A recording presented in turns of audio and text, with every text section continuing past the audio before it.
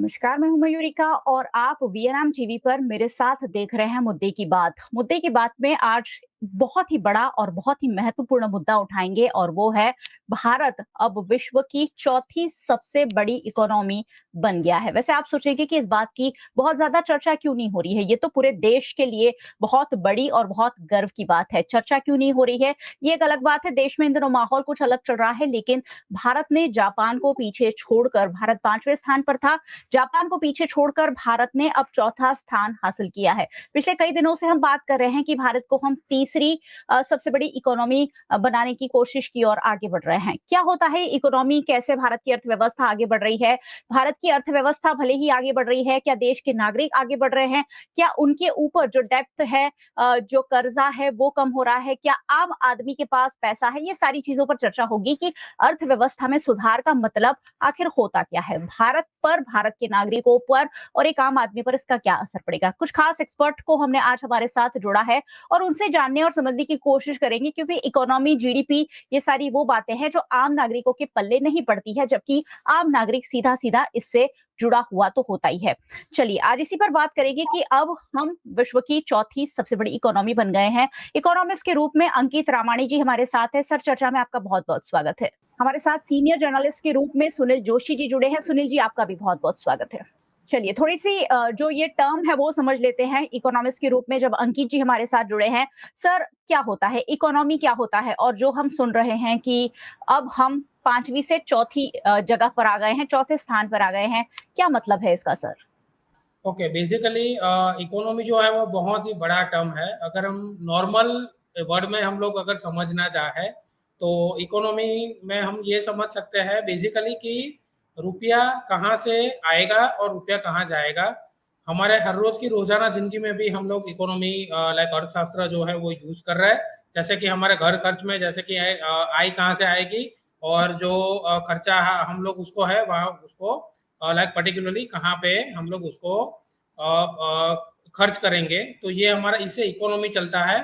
Demand और supply ये दोनों जब इक्वल टाइम से चलता है तब हमारा इकोनॉमी पूरा का पूरा पूरे तरीके से वो रन होता है। जी। बेसिकली अगर हम जीडीपी की बात करें तो उसका पूरा हम्म। जो वो फुल फॉर्म है वो हम लोग ये बोलते हैं कि ग्रॉस डोमेस्टिक प्रोडक्ट्स।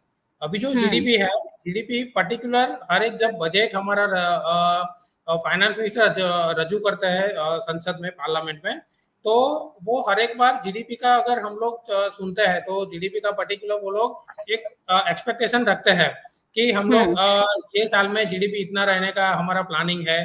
तो 2023-24 का जो लास्ट वाला था हमारा जीडीपी, वो जीडीपी एक्सपेक्टेड था 8.24%। उसके सामने अभी अभी तक जो अचीव हुआ है वो 8.15% अचीव हुआ है। ठीक है, हम्म। अभी एग्जैक्टली हम लोग समझेंगे कि जीडीपी है क्या। तो जी। जीडीपी जो मेजरमेंट है पर्टिकुलर इंडिया में, जो जीडीपी का मेजरमेंट है वो है hmm. The central statistics office, CSO, जो under the ministry of statistics and programme implementation के अंडर में आता है, सेंट्रल गवर्नमेंट के। वो हम्म। हर ईयर हर साल पर्टिकुलरली क्वार्टरली उनका मेजरमेंट करते हैं और वो जो डेटा है वो डेटा वो लोग प्रोवाइड करते हैं हमको कि भाई अपना जो हम्म। जीडीपी है वो इतना बजटेड था, इतना एक्सपेक्टेड था और इतना हमको हम्म। सामने अचीव हुआ है। तो जी। पर्टिकुलरली अगर मैं पिछले 5 साल की बात करूं, 2019 से लेके 2023 तक की, तो 2019 में हमारा जो इकोनॉमी था उसका साइज 2.83 ट्रिलियन था। 2. हम्म। 2020 में वो था 2.67 ट्रिलियन। यस। हम्म। 2021 में था 3.16 ट्रिलियन। 2022 में वो अगेन हुआ 3.35 ट्रिलियन और हम्म। 2023 में जो था लास्ट वाला वो 3.56 ट्रिलियन का था। ठीक है। जी। तो पहले हम पांचवी अर्थव्यवस्था थे। अर्थव्यवस्था मतलब दो टाइप की अर्थव्यवस्था होती है, एक होता है आप लार्जेस्ट अर्थव्यवस्था और दूसरा रिचेस्ट कंट्री। तो ये जो ओके। हम बात कर रहे हैं वो सबसे लार्जेस्ट जो इकोनॉमी है, सबसे हम्म। लार्जेस्ट अर्थव्यवस्था है, उसके बारे में हम लोग बात कर रहे हैं। ठीक है। तो हम्म। बेसिकली ये मेजरमेंट 3 तरह से गवर्नमेंट करती है। हम्म। उसमें सबसे पहला होता है द एक्सपेंडिचर मेथड।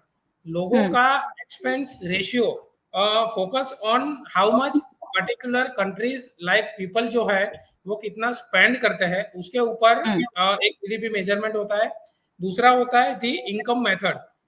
आपका जीडीपी बढ़ा, पर हम्म। कैपिटल इनकम जो है वो बढ़ी कि नहीं बढ़ी, उसके ऊपर लाइक पर्टिकुलर जीडीपी का मेजरमेंट रहता है।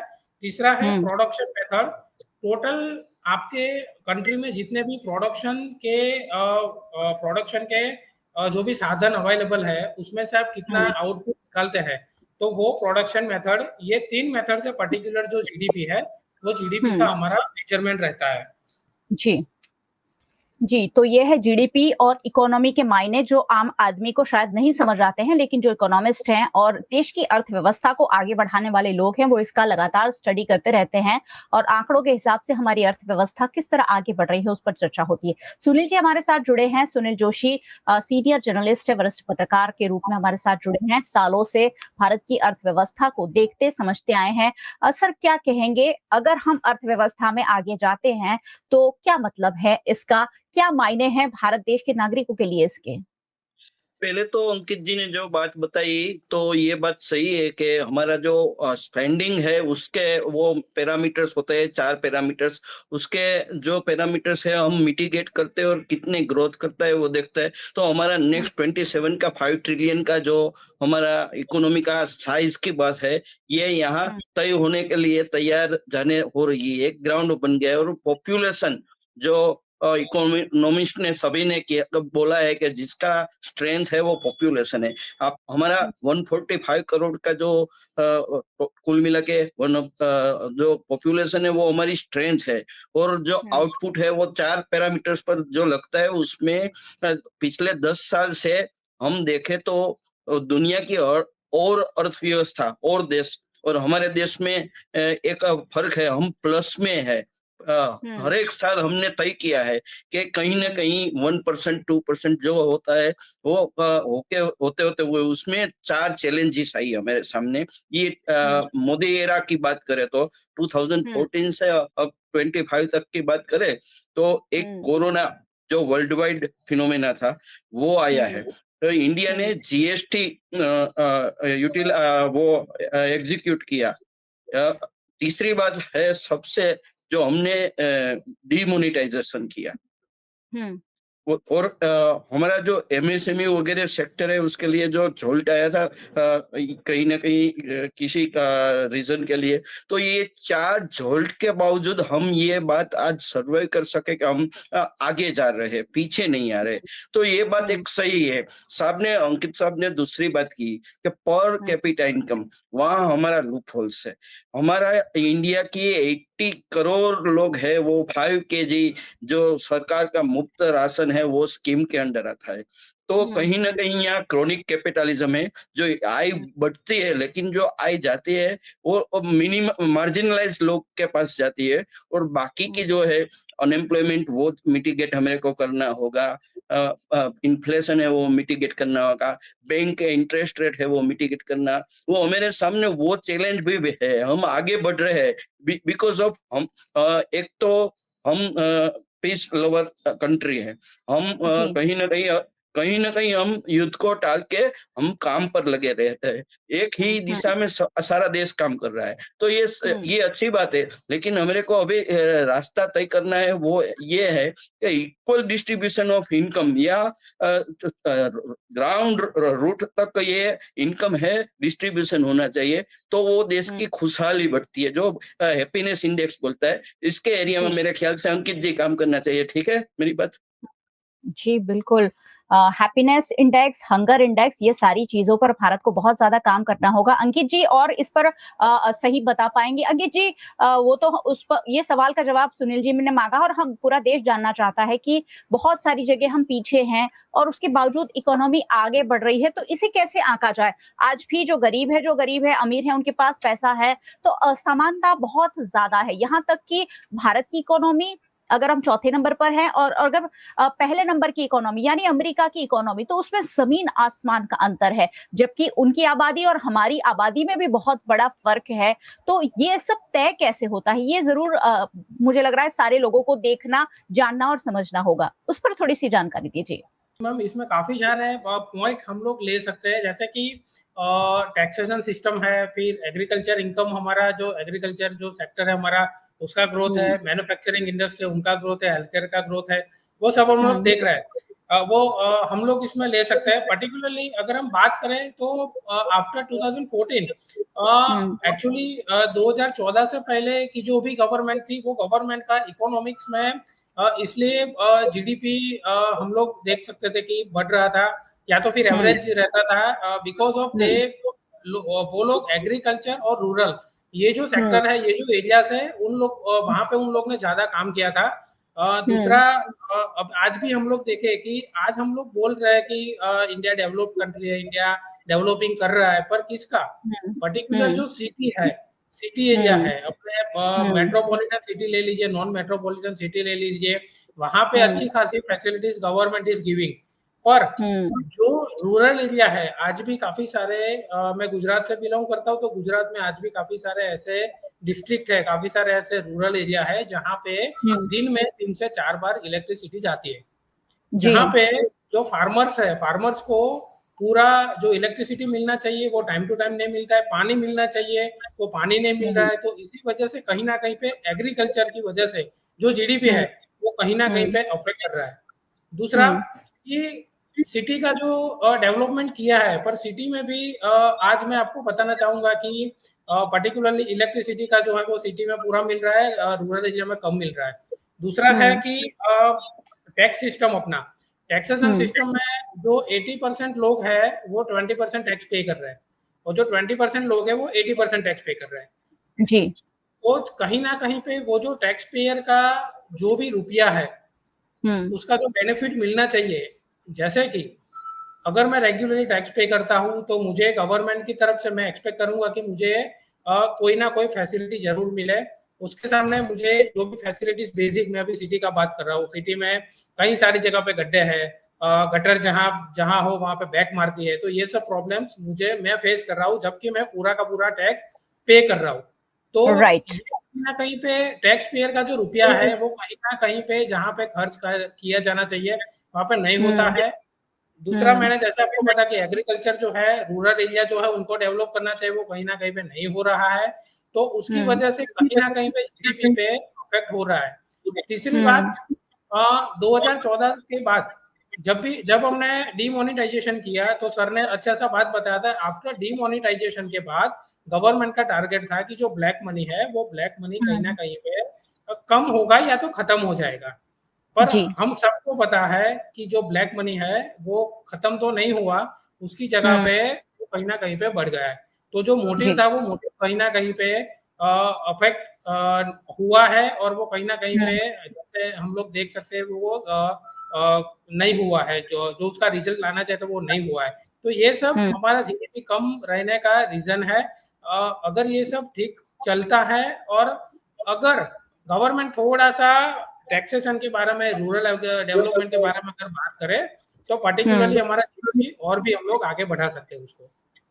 जी, जीडीपी पर ज़रूर काम करना होगा। सुनील जी, अब ये बहस देश भर में छिड़ी हुई है कि 2014 के पहले का भारत और 2014 के बाद का भारत कितना फ़र्क देखते हैं? जैसे अंकित जी ने बहुत अच्छी बात कही कि पहले की सरकार थी, वो इन सारी चीज़ों पर बारीकी से ध्यान देती थी।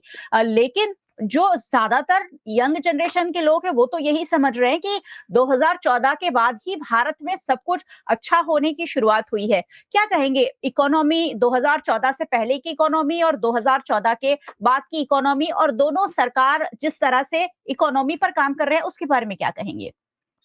एक बात है कि ये मीडिया नैरेटिव्स है।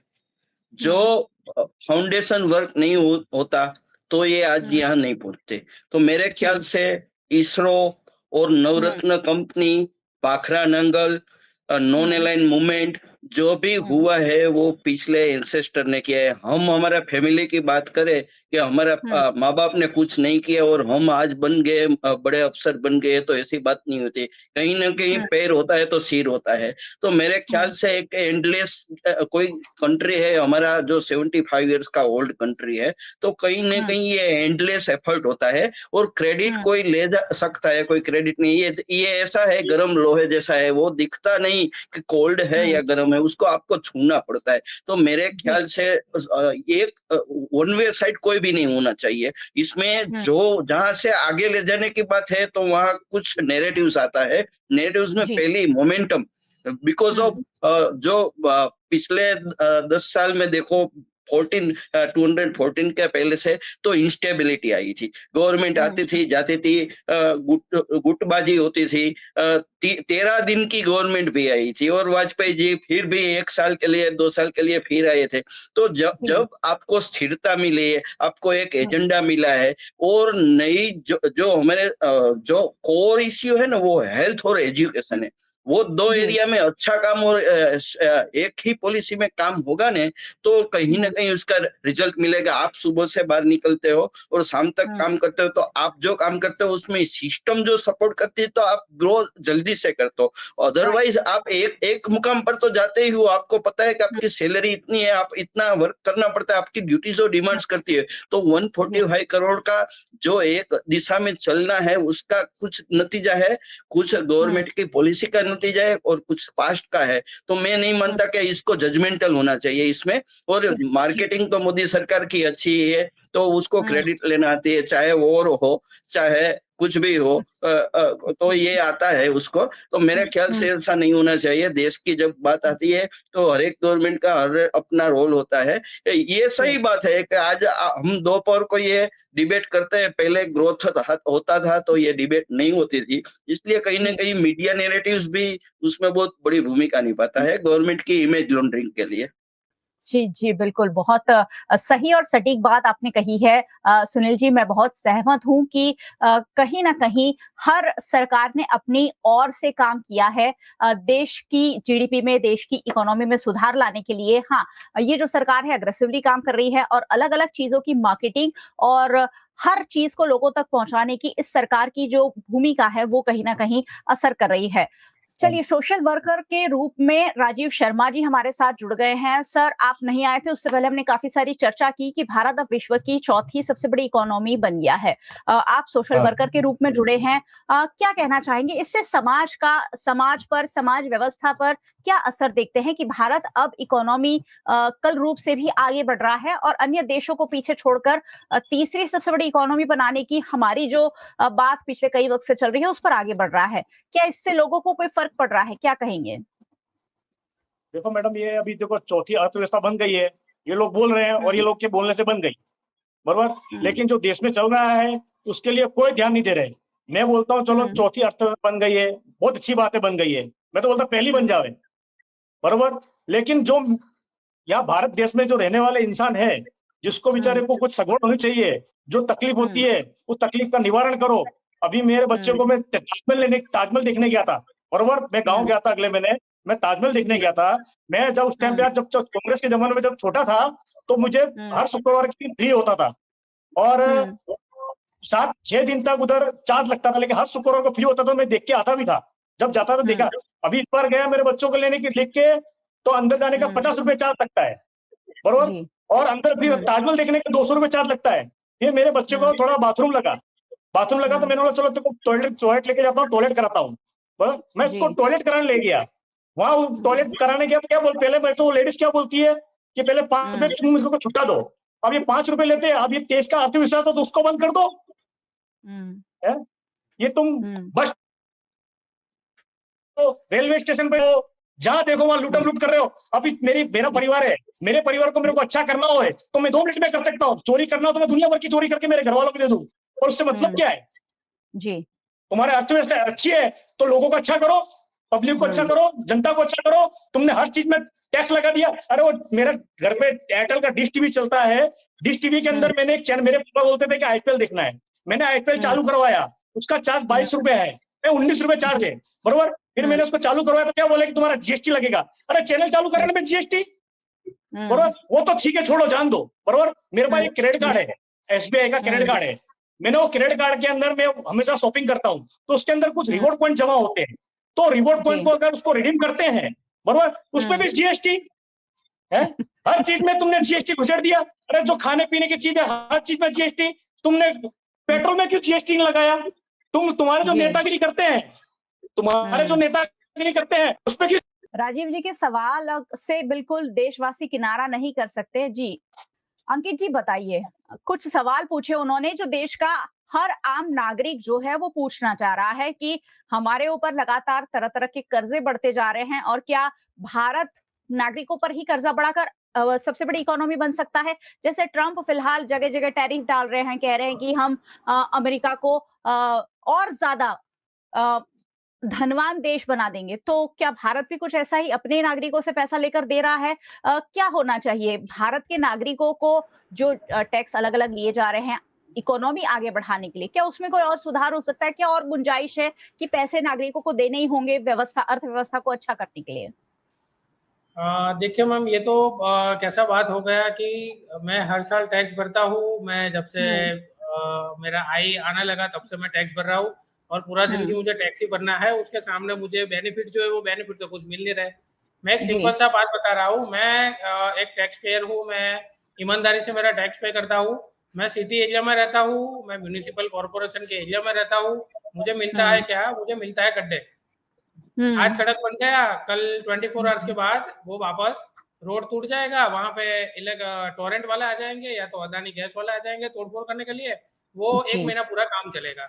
या तो फिर हुँ, सड़क बनेगा तो उसमें से मेरे जो काउंसिलर लोग हैं, वो लोग उसमें से रुपए खा हुँ, जाएँगे और मैंने जो टैक्स भरा वो पानी में चला जाएगा।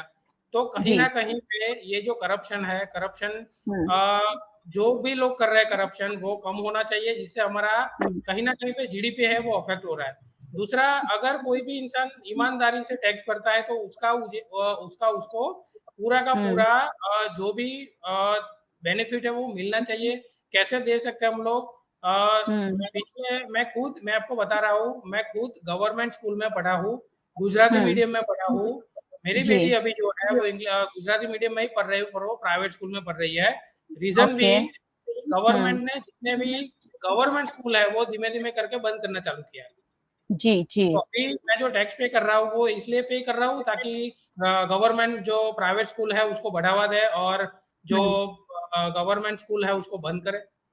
एक हुँ, गवर्नमेंट स्कूल बंद होने से कितना फ़र्क पड़ता है मैम, जो भी क्वालिफाइड टीचर्स हैं आप कोई भी ले लीजिए पीटीसी वाले ले लीजिए, बीएड वाले ले लीजिए, हुँ, एमएड वाले ले लीजिए, जो भी क्वालिफाइड टीचर्स हैं उनका जो हुँ, एम्प्लॉयमेंट है, सबसे पहले वो छीन जाता है।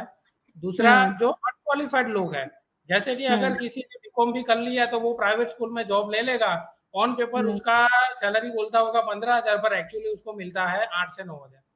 जी, तो ये सब बिल्कुल। करप्शन कहीं न कहीं पे चल रहा है, तो उसके हुँ, चलते हमारा जो जीडीपी है वो कहीं न कहीं पे रेट हमारा स्लो हो रहा है। तो इफ़ेक्ट हो अगर रहा हम है। लोग जी। तो हुँ, अगर हम लोग ये कहीं न कहीं पे धीरे-धीरे करके अगर गवर्नमेंट ही जो लोग टैक्स पे करते हैं उनको बेनिफिट देना चालू करे, तो कहीं न हुँ, कहीं पे जो रेगुलर हुँ, टैक्स पेयर है, जो ईमानदार टैक्स पेयर है, वो ईमानदारी से टैक्स पे करेगा, टैक्स का चोरी नहीं होगा और पर्टिकुलरली जो भी बड़े-बड़े कॉर्पोरेट्स हैं, जिनका कर्जा गवर्नमेंट माफ़ कर रही है, वो कहीं हुँ, न कहीं पे माफ़ करना बंद कर दे, तो हमारा जीडीपी और भी अ, इकोनॉमी इज़ बेसिकली अगर मैं आपको बताऊँ कि circulation of money. Hmm, income कहाँ से आती है, कहाँ पे जाती है, अगर पूरा सर्कुलेशन बराबर चलता है कंट्री में। दूसरा, हम हुँ, लोग ने स्विस बैंक का भी नाम सुना होगा, तो स्विस बैंक में भी कई लोगों के अकाउंट हैं। जी। गवर्नमेंट ने वो भी वादा किया था कि हम वहाँ से रुपए वापस लेके आएँगे, वो भी नहीं वापस आया है। तो कहीं न जी। कहीं पे ये सब जो चीज़ें हैं, अगर वो हो हुँ, जाता है, तो हम लोग जीडीपी के बारे में ज़्यादा अच्छे से सोच सकते हैं, बजट जी। के बारे में इफेक्टिवली सोच सकते हैं, उसको इम्प्लीमेंट कर हुँ, सकते हैं और जी। और भी लार्जेस्ट अर्थव्यवस्था हम लोग बना सकते हैं इंडिया को। बिल्कुल, भारत में मनी रोटेशन को ठीक करने की ज़रूरत है। राजीव शर्मा जी हमारे साथ हैं, सोशल वर्कर हैं और एक आम नागरिक के रूप में अपनी जो व्यथा है, वो बयान कर रहे हैं कि हम भारत की इकोनॉमी को तो आगे ले जा रहे हैं, लेकिन क्या आम आदमी भी आगे जा रहा है? राजीव जी, कंटिन्यू कीजिए अपनी मैडम बात को। मैडम ये जो भाई ने जो बात की अभी जो बात ये भाई बात कर रहे थे जो स्कूल के बारे में हुँ, बात कर रहे थे मैं उसके ऊपर एक आपका एग्जांपल बताता हूँ मेरे वहाँ जी। स्कूल है इंग्लिश हुँ, स्कूल है मेरे बच्चे को मैंने हुँ, जब डाला था तो हुँ, उसकी फीस 400 रुपए थी हुँ, आज उसकी फीस धीमे धीमे हर साल बढ़ा के 1200 रुपए कर दी अभी 1400 रुपए कर दी हुँ, बरोबर अब नया कानून क्या हुँ, लाया खबर है कि तुम 3 महीना हुँ, 6 महीना 9 महीना 12 महीना माने तुम तीन हुँ, तीन महीने करके गैप भर के भरो बराबर तो हुँ, मैंने उनको ऐसा बोला कि काम करो मेरे को एक लेटर मेरे पे लिख के दो कि मुझे भी मेरे को हुँ, पगार मेरे को महीने का मिलता है सैलरी मेरे को महीने का मिलता है तो आप मुझे लेटर पे लिख के दो हुँ, मुझे भी सैलरी 3 महीने का एडवांस दे दे है? जब तुम ये अपने मन से नियम लगाते हो, अपने मन से सब नियम करते हो। मेरा बच्चा पढ़ता था, मैं पढ़ता था, खुद इंग्लिश स्कूल में मैं भी पढ़ता था। तब मैं 5वीं पढ़ता था तो 5 किताब आती थी। 5वीं में 5 किताब आती थी। आज मेरे बच्चे की 19 किताब आती है। वो किताब भी अंदर से लेने की। किताब तो ठीक, वो जो लिखने की बच्चों की कॉपी आती है वो भी अंदर से लेने की, ड्रेस भी अंदर से लेने की, टी-शर्ट भी अंदर से लेने की, यहाँ तक कि वो आई कार्ड है, आई कार्ड भी अंदर से लेने का। आई कार्ड वो तो ठीक है, वो जो पैसा भरने की जो स्लिप आती है, जो कार्ड उनको तो हमको पेरेंट्स कार्ड आता है जमा करने, वो पेरेंट्स कार्ड भी 25 रुपए हमसे ले लेते हैं। बरोबर। अभी मैंने उनको एक दिन बोला कि तुम मेरा बच्चे का तुम अगर बैग उठा लोगे ना, मैं तुम खाली 100 मीटर मेरा बच्चे का बैग उठा लो, मैं आपको सेलेक्ट कर दूंगा। उसका बच्चे का वजन देखा, एक दिन मैंने बच्चे का वजन बैग उठाया तो मेरा खुद का मेरा पीठ मेरी खुद दुखने लगी। मैंने बोला तू मेरा बच्चा कैसे उठा लेता है? 5वीं तब 19 किताब बोलो, 19 किताब वो और लिखने की किताब अलग। इसने ग्रेजुएशन इतना खराब कर दिया है। जब कांग्रेस का टाइम था तब 5 साल का बच्चा था तो पहली में आता था, आज इसने 7 साल का बच्चा पहली में कर दिया। आज इतनी किताब कर दी है तो बच्चा पढ़ ही नहीं पाएगा। बच्चा पढ़ेगा कैसे? सब 19 किताब, जब 12 साल का बच्चा 19 किताब कैसे पढ़ेगा? उसको कैसे मगज में याद रहेगा? वैसे ही पागल हो जाएगा। जी, लेकिन सर इंसान ने बात बिल्कुल सही की। सर इकोनॉमिकली हम आगे बढ़ रहे हैं तो देशवासियों को भी तो फर्क पड़ेगा कुछ ना कुछ। अरे मैं बोलता हूँ इकोनॉमी में तो होता अमेरिका से आगे हो जावे, अमेरिका को पीछे छोड़ देवे। पर वो इकोनॉमी जब अभी मैं हूँ, मैं पैसे कमाता हूँ, आप भी पैसे कमाते हो, ये भाई भी वो पैसे अपना परिवार ना खाओ तो पैसे क्या काम का? तुम्हारा बच्चा या तुम्हारा हस्बैंड या तुम्हारे माँ बाप वो तो पैसा नहीं खावे, वो बेचारे मर जावे, क्या काम का पैसा हो? ये देश के अंदर इतना रुपया ये लोग कर रहे हैं, इतना करप्शन कर रहे हैं, इतना पैसा, ये 3 दिन से मोदी जी घूम रहे हैं, अरबों खरबों की पथारी घुमा दी, ये पैसा कहाँ जाएगा? ये लोग चोरी करते हैं उसका कुछ नहीं, दूसरा करे तो सब सत्यानाश हो गया। तुम्हारा जब नंबर 1 आता है तो देश को तुम करेंसी दिखाते हो, नंबर 1 आती है, तुम लोगों को क्या दिखाते हो? अभी मैं मैडम मकान के लिए घूम रहा हूँ, बरोबर, मैं मकान के लिए घूम रहा हूँ, अभी मकान देख के आया एक जगह, मेरे को उसने तुरंत मेरे को ना बोल दिया मकान का। बोले क्यों? बोला आप गुजराती नहीं हो इसलिए, आप यूपी साइड के हो, बरोबर। ये विजय बोलती है पाकिस्तान पाकिस्तान पाकिस्तान करती है, बरोबर। तुमने यहाँ देश के अंदर 50 पाकिस्तान बना दिए। गुजरात में मेरा जन्म हुआ है, यहाँ पैदा हुआ हूँ, यहाँ बड़ा हुआ हूँ, यही कमाता हूँ, यही मैं टैक्स भरता हूँ, यही खाता हूँ, यही लोगों को खिलाता भी हूँ, बरोबर। मुझे मकान नहीं मिल रहा है क्योंकि मैं, बरोबर। और ये गुजराती के 2 इंसान अमित शाह मोदी यूपी के अंदर राज कर रहे हैं, बरोबर। इनको कोई बोलने वाला नहीं है, ये गुजरातियों के पूरे देश पर राज कर रहे हैं। और मैं गुजरात का इंसान पैदा हुआ, वो मेरे गुजरात में मकान नहीं ले सकता। ये ऐसे सवाल बोलो, ये इसको तरीके बोलते हैं, इसको विकास बोलते हैं।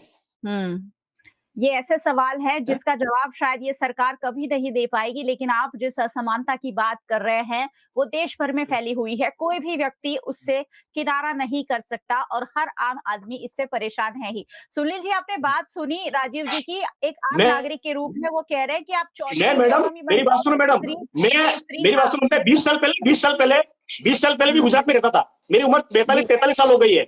मैं 20 साल पहले 60-70 रुपए कमाता था, लेकिन तो मुझे ऐसा लगता नहीं था कि मैं गरीब हूँ, मेरे को ऐसा लगता था कि मेरा पेट भर गया, वो मुझे अच्छा लगता था, वो मैं सुकून की जिंदगी जीता था। आज मेरे घर में 30,000 40,000 की आवक है तो मुझे ऐसा लगता है कि मैं भिखारी हूँ, क्योंकि पैसा आने के पहले स्वाह हो जाता है।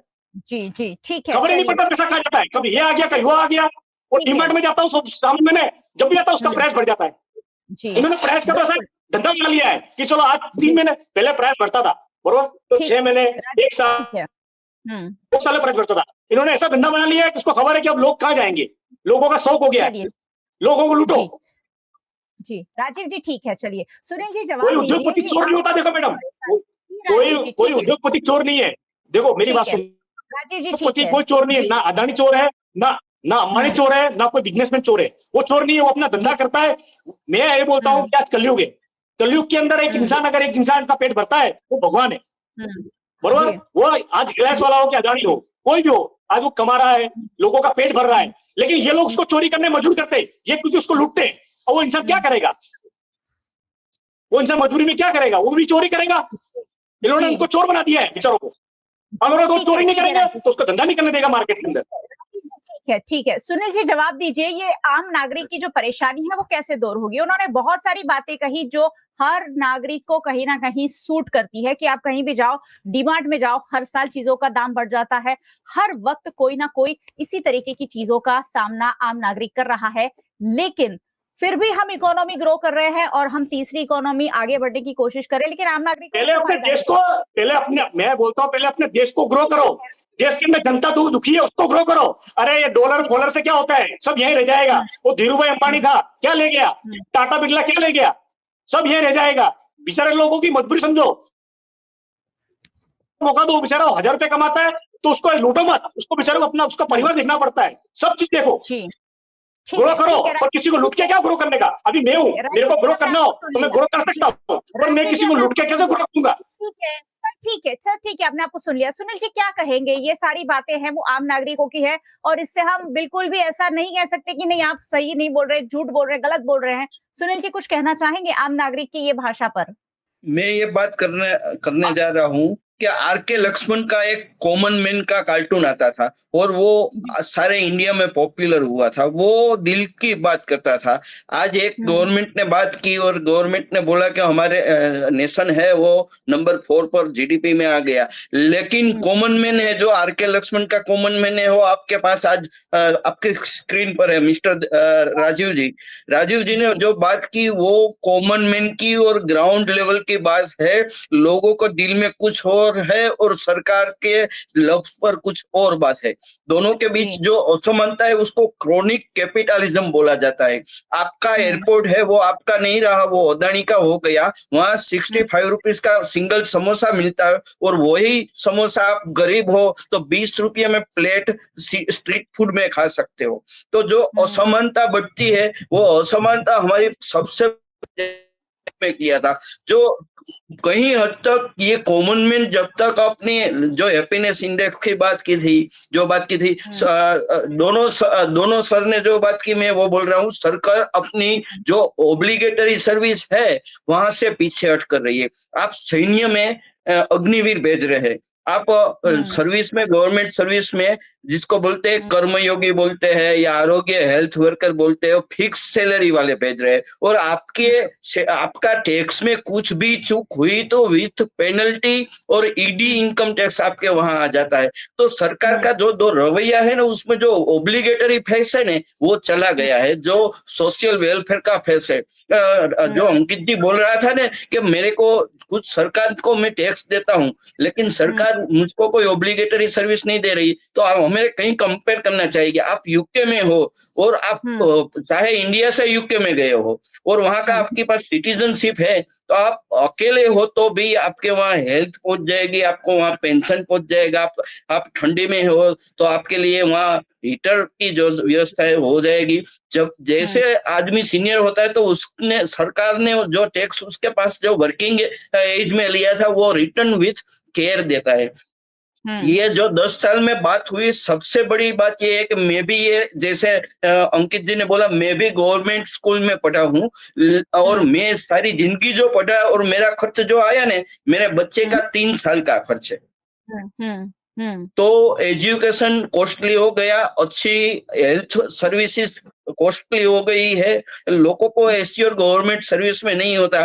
जो आपको दिल का दौरा पड़ेगा या मुझको दिल को दौरा पड़ेगा तो मैं सरकारी अस्पताल में नहीं जाऊंगा। ये सरकार की एस्टी में जो हम चौथे स्थान पर है, तो हमारी हॉस्पिटल भी इतनी होनी चाहिए ना कि हम कहीं, हमारे को पैसा खर्चने की कोई ऐसा शौक नहीं है कि हम खून पसीने से इकट्ठा किए हुए पैसे ऐसे फिजूल के कोई डॉक्टर को दे दे, लेकिन हमारी मजबूरी है, हमारे को हमारा जीवन बचाना है तो हमारे को वहीं जाना है जो एफोर्डेबल हो या ना हो। किसी के पास इंश्योरेंस होता है, किसी के पास नहीं। तो ओब्लिगेटरी सरकार की सर्विस है वो पिछले 10 साल में बहुत पीछे हटकी है और ये कॉर्पोरेटाइजेशन हुआ और ये क्रोनिक कैपिटलिज्म हुआ। तो ये जो यहाँ जो राजीव जी ने बात की ना, ये कॉमन बेड की बात थी और सरकार ये ट्रिलियन, कितने भी ट्रिलियन की इकोनॉमी हो जाए, लेकिन अपने वो, मैंने शुरू में बोला है कि 80 करोड़ लोग है वो 5 केजी अनाज फूंक के 5 केजी अनाज पर जी रहा है।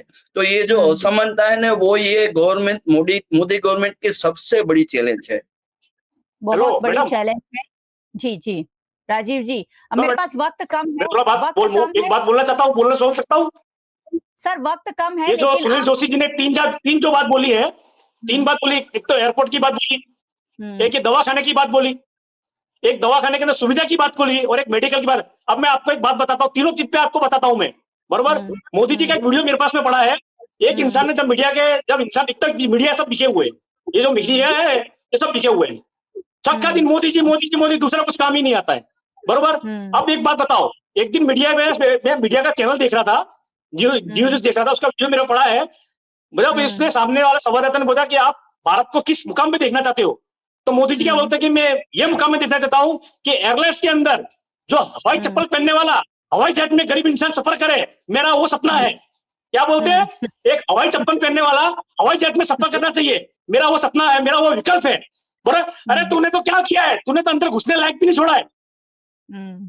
विकल्प क्या, हवाई जहाज में तो क्या अंदर एयरपोर्ट में घुसने लायक नहीं छोड़ा। वो सुनील जोशी ने कितना अच्छी बात बोली, अंदर घुसने का पैसा लगता है, तुम खाली आधा 15-20 मिनट होगा तो चार्ज डबल हो जाएगा है। समोसा क्या हुआ, चाय पीना भारी हो गया है, गरीब इंसान हवाई जहाज में घूमेगा, अरे वो साइकिल में बस स्टैंड में घूमे, वही बहुत बड़ी बात हो गई।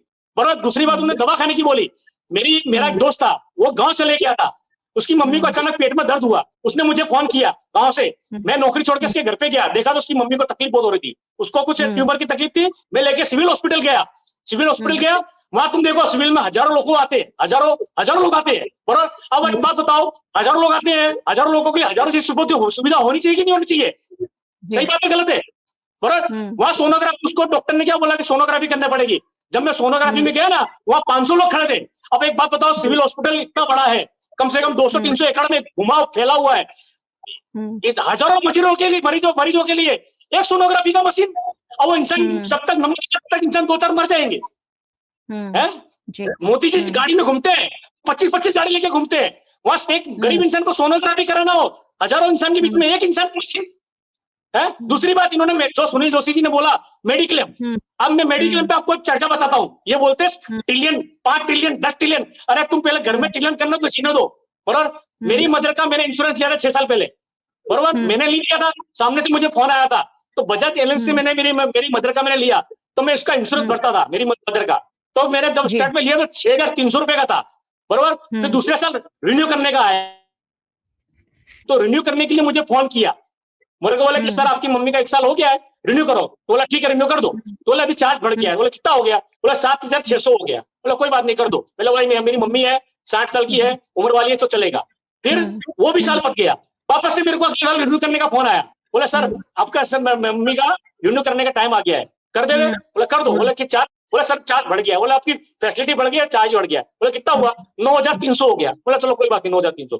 फिर मेरे को क्या बोले, वापस 1 साल हो गया, वापस मुझे फोन आया रिन्यू करने के लिए, बोले सर मैडम, सर आपका मदर का इंश्योरेंस रिन्यू करने का है, बोला कर दो, बोले कितना आएगा, बोला 13,600, बोले अभी यार 3,300 चालू किया मैंने, 13,600 हो गया, तो बोले सर आपका भी सुविधा भी ऐसी मिली है, बोले क्या सुविधा मिल रही है, मैं हर साल तुमसे रिन्यू कराता हूँ, पैसा फ्री में देता हूँ, उसको कुछ होता तो है नहीं, बराबर, लेकिन तो भी मैं तुमको देता हूँ, एक सेफ्टी की वजह से मैं दे देता हूँ, बराबर। अब मेरे को वो मैंने 13,600 में भर दिया, बराबर। उसके बाद वापस से रिन्यू करने का नाम आया, मैंने वापस से रिन्यू करने के लिए मेरे को फोन किया, बोला सर आपकी मदर का रिन्यू करने का टाइम आ गया है, रिन्यू करने का टाइम आया, वापस से रिन्यू करने का मेरे को बोला, बराबर।